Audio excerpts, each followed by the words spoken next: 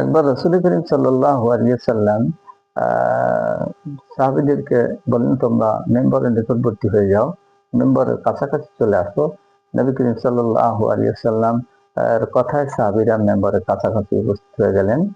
নবী করিম সাল্লাল্লাহু আলাইহি ওয়াসাল্লাম যখন মেম্বারের প্রথম সিঁড়িতে পা রাখলেন তখন বলেন আমিন, দ্বিতীয় সিঁড়িতে পা রেখে বললেন আমিন, তৃতীয় সিঁড়িতে পা রেখে বললেন আমিন। মেম্বার থেকে খুতবা দিয়ে নামার সময় সাহাবীরা জিজ্ঞেস করলেন, ইয়া রাসূলুল্লাহ, আজকের এমন কিছু শব্দ ব্যবহার করেছেন মেম্বারের সিঁড়িতে পা রাখার সময় যা অন্য কোনোদিন শুনি নাই। নবী করিম সাল্লাল্লাহু আলাইহি ওয়াসাল্লাম বললেন যে আমি যখন মেম্বারের প্রথম সিঁড়িতে পা রাখি তখন জিবরাইল আলাইহিস সালাম উপস্থিত হয়ে গেলেন এবং তিনি বলেন যে যারা রমজানুল মোবারককে পাইলো অথচ রোজা রাখলো না, রোজা রেখে জীবনের গুনাহগুলো মাফ করাইতে পারলো না, ক্ষমা করাইতে পারলো না, তারা ধ্বংস হোক। আমি এই কথার জবাবে বলেছি আমিন, আল্লাহ আপনি কবুল করেন। আবার দ্বিতীয় সিঁড়িতে যখন পা রেখেছি তখন জিবরাইল আলাইহিস সালাম বললেন, যারা আপনার নাম উচ্চারণ যখন হয় তখন শ্রোতা ব্যক্তি যারা নাম উচ্চারণ শুনেছে যারা, তারা যদি দরুদ শরীফ না পড়ে তারা ধ্বংস হয়ে যাক। নবী করিম সাল্লাল্লাহু আলাইহি ওয়াসাল্লাম বলেন আমিন।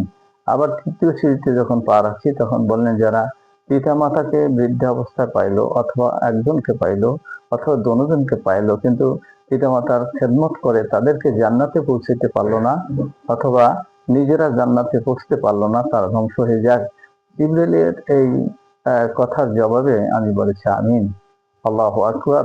অত্যন্ত গুরুত্বপূর্ণ তিনটি বদদোয়া এ হাদিসে রাসূল করিম সাল্লাল্লাহু আলাইহি ওয়াসাল্লাম করেছেন। একে তো জিবরাইল আলাইহিস সালাম তিনি আপনার উত্থাপন করেছেন, জিবরাইল নিজেই বদদোয়া করেছেন, উত্থাপন করেছেন মানেই বদদোয়া চান। আল্লাহ রাসূল সাল্লাল্লাহু আলাইহি ওয়াসাল্লামের আমিন বলা এটা অত্যন্ত মানে গুরুত্বপূর্ণ বিষয় যে আল্লাহ রাসূলের আমিন বলা এবং জিবরাইলের উত্থাপন করা নিঃসন্দেহে এই বদদোয়া কবুল হয়ে গেছে বা কবুল হয়ে যাবে, কোনো প্রকার সন্দেহের মধ্যে নাই। কারণ আল্লাহ রাসূল কিছু বললেই তো আল্লাহ গ্রহণ করে নেন, কবুল করে নেন।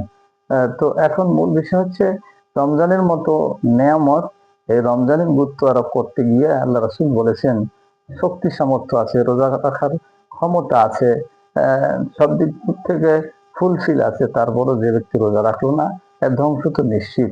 সেই জন্য তিনটা গুরুত্বপূর্ণ বদদোয়া আল্লাহ রাসূল করেছেন।